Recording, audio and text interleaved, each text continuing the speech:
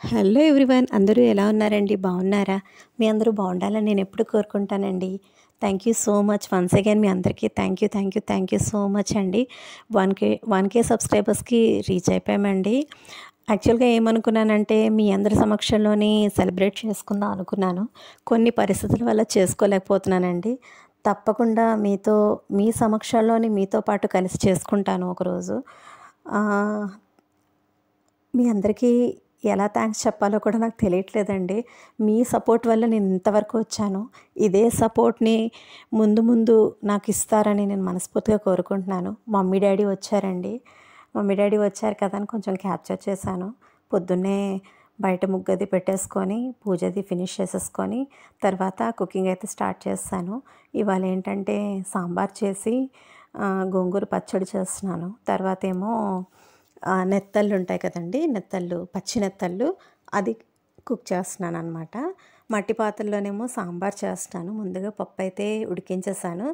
Normal regular ప్రాసెసేనండి. Mummy, daddy వచ్చి చాలా రోజులయిందండి. ఈ మధ్య అవ్వడం లేదు వాళ్ళకి రావడం. సో, వచ్చారు కదా! వాళ్ళొచ్చారంటే నాకు ఒక యాంగ్జైటీ అనమాట.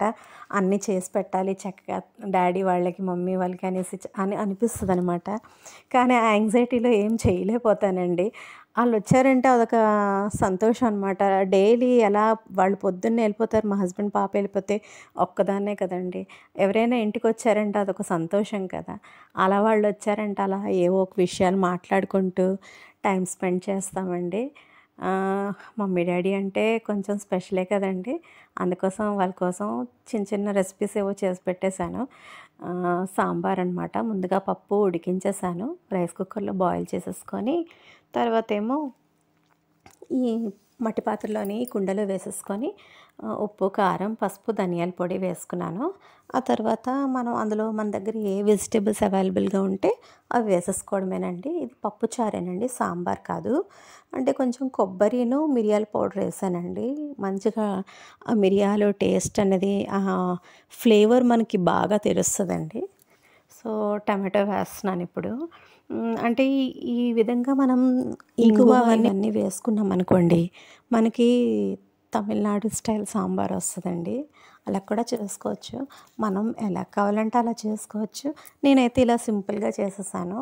కొంచెం మిరియాలు దంచుకొని వేసుకున్నాను. తర్వాత పచ్చి కొబ్బరి ఉంటది కదండీ! అది మిక్సీ చేసుకొని కొంచెం కొబ్బరి తురుము కూడా వేశాను.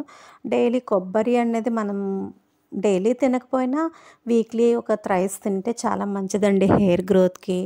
చాలా చాలా మంచిదండి కొబ్బరన్నది.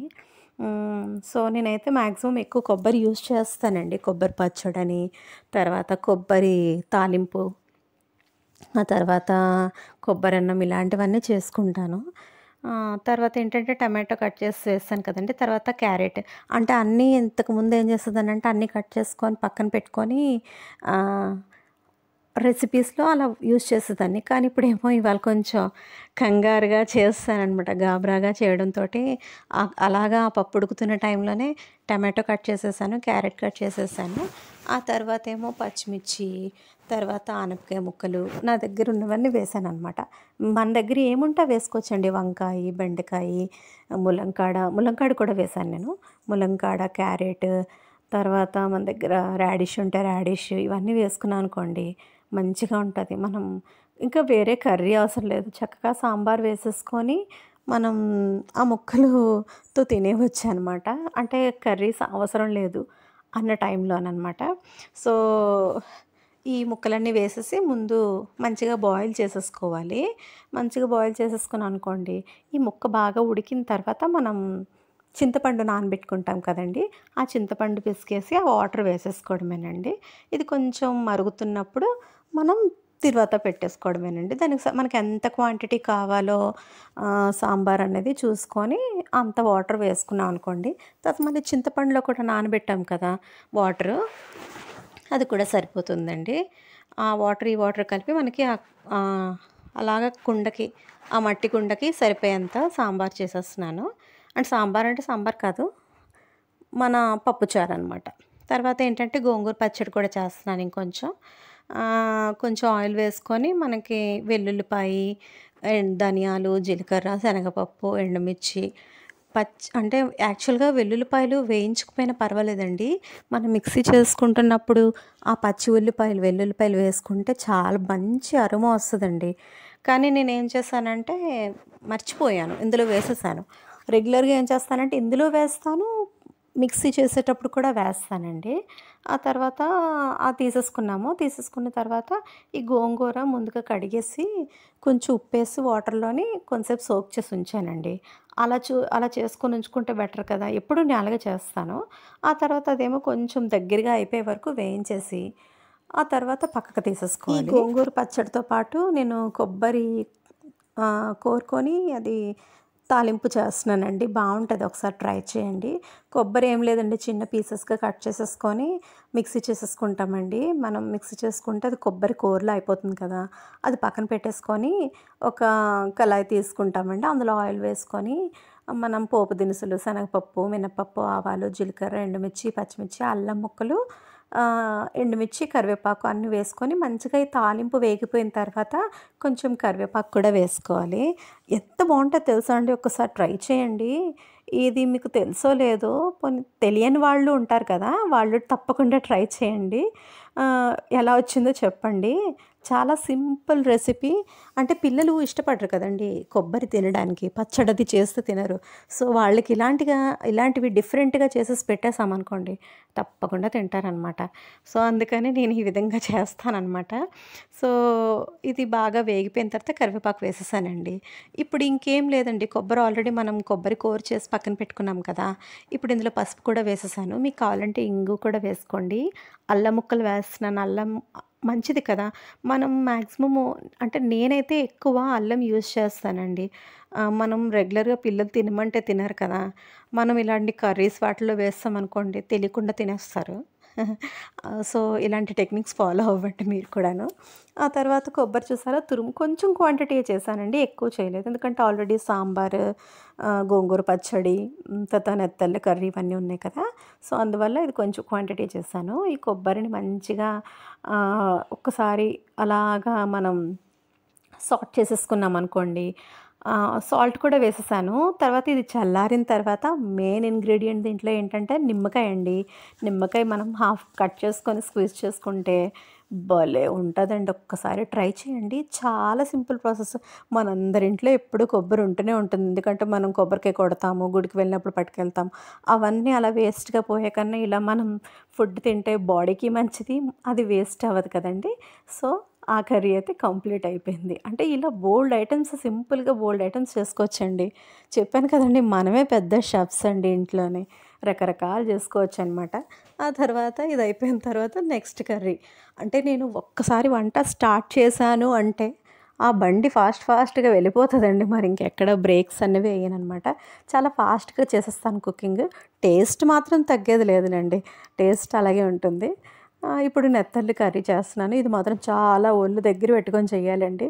ఎందుకంటే మనం కలిపేసామంటే అది కర్రీ అవ్వదనమాట. పచ్చడైపోతుంది. సో, సింపుల్‌గా చేసేస్తున్నాను. ముందుగా ఆనియన్స్ ఏమో చిన్నగా కట్ చేసేసుకొని ఒక 1 టేబుల్ స్పూన్ ఏమో అల్లం వెల్లుల్లి పేస్ట్ ఏసేసానండి. ఆ తర్వాత ఒక 2 పచ్చిమిర్చి ఉంటాయి కదా! నిలువుగా కట్ చేసేసుకొని వేసేసుకోవాలి. ఆ తర్వాత మనకు కావాల్సిన పౌడర్స్ ఉంటాయి కదండీ! ధనియాల పొడి, జీలకర్ర పొడి, ఉప్పు, కారం, పసుపు, గరం మసాలా వేసుకోవాలి. వేసుకొని ఇది కొంచెం గ్రేవీలా అవుతది కదండీ!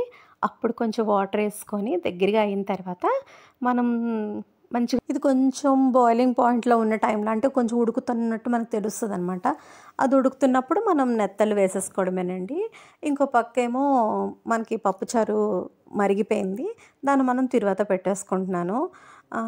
ఫస్ట్ ఏం చేశానంటే ఈ కళాయి పెట్టుకొని కొంచెం ఆయిల్ వేసుకున్నాను. శనగపప్పు, మినపప్పు, ఆవాలు, జీలకర్ర, వెల్లుల్లి, ఎండుమిర్చి ఇవేమో తిరువాతలో వేసేసుకొని మంచిగా వేగిపోయిన తర్వాత కొంచెం కరివేపాకు వేసుకొని, ఆ తర్వాతేమో మనం సాంబార్లో వేసేసుకోవడమేనండి. చాలా సింపుల్.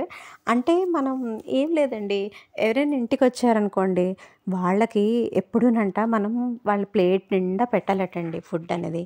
అప్పుడంట వాళ్ళు చాలు, చాలు, చాలు అన్నంత వరకు పెడితే లక్ష్మీదేవికి చాలా ఇష్టమంట. ఇదో ట్రిక్. ఇదొక మంచి టిప్ కూడా మీకు యూజ్ అవుతది మీ అందరికీను.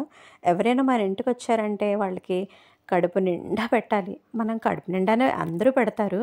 కానీ మనం ఏంటంటే వాళ్ళకి పళ్ళెం నిండా మొత్తం అన్ని రకాల ఐటెమ్స్ ఉన్నాయనుకోండి, వాళ్ళు చాలు, ఇంకా చాలు, ఇంకా చాలు అన్నంత వరకు వాళ్ళకి పెట్టాలటండి. అప్పుడట లక్ష్మీదేవి మన మీద కరుణిస్తారట.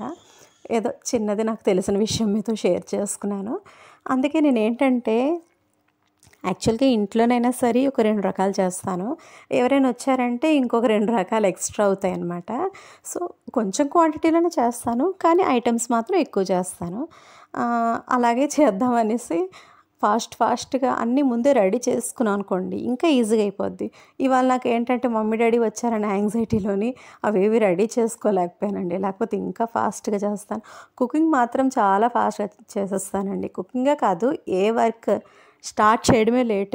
స్టార్ట్ చేశానంటే ఇంకా బండి వెళ్ళిపోవాల్సిందే. అంత ఫాస్ట్‌గా చేసేస్తాను. చూసారా, తిరువాత పెట్టేసాను, అయిపోయింది. నెక్స్ట్ ఏమో మనం నెత్తళ్ళు కర్రీ ప్రిపేర్ చేసుకుంటున్నాను. ఇది అయిపోయిందండి. తర్వాతేమో మనం ముందుగా అవన్నీ బాగా అది ఉడికిపోయింది కదండీ! అది బాయిలింగ్ పాయింట్‌లో ఉన్నప్పుడు అది దగ్గరగా అయిపోయిన తర్వాత నెత్తళ్ళు కూడా వేసానండి. ఇది ఎక్కువ కలిపేయకూడదండి. మనము కలిపేసామంటే అది మెత్తగా అయిపోతుంది. చాలా జాగ్రత్తగా ఇది కుక్ చేయాలనమాట నెత్తళ్ళనేవి. చాలా మంచిదండి. డెలివరీ అవుతారు చూసారండి, వాళ్ళు కూడా తినొచ్చనమాట. చాలా మంచిది. ఈరోజు మా అక్వేరియం క్లీన్ చేసామండి. ఫిషెస్ వేస్తున్నారు, అదే తీసాననమాట. నా ఛానల్ కనుక మీకు నచ్చినట్టయితే లైక్ చేయండి, షేర్ చేయండి, సబ్స్క్రైబ్ చేయండి. ఇంతవరకు నా ఛానల్ సబ్స్క్రైబ్ చేసుకోకపోతే వెంటనే సబ్స్క్రైబ్ చేసుకొని పక్కనున్న బెల్ ఐకాన్ని ప్రెస్ చేయండి.